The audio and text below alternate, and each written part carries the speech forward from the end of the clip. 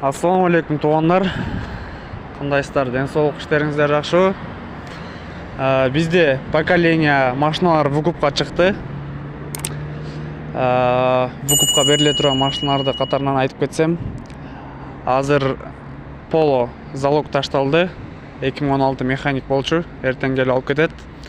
Kia Rio 2021 пробеги 60 000 тегерегинде, плюс-минус. Машинада серьезный ДТП'си жок. 2 жылга суткасына 2200 рубльдан 2 жылга берилет. Первоначальный взнос 60 000 рубль. Кааласаңыздар, любой через нотариус аркылуу кааласаңыздар, юрист менен келип договор түзүп алып кетсеңиздер болот. Машинада серьезный ДТП жок. Kia K5 2021 жылкы автомат коробка, 2-литровый, комплектация, комфорт. 3 жылга берилет.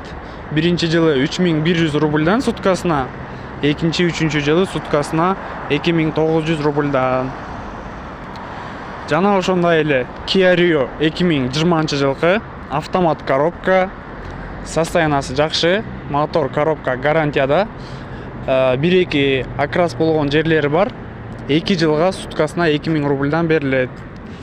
Андан кийинки Kia Rio 2021 жылкы тоже автомат коробка, комплектация, комфорт. 2 жылга рассрочкага берилет. Первоначальный взнос 60 000 рубль. 2 жылга суткасына 2200 рубльдан. Машина без ДТП, серьезный.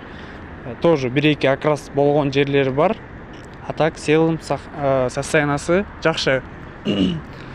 Анан кийин Volkswagen Polo 2019 автомат коробка, максимальный комплектация, заводской задний камера, полный мультироль, электропакет полный.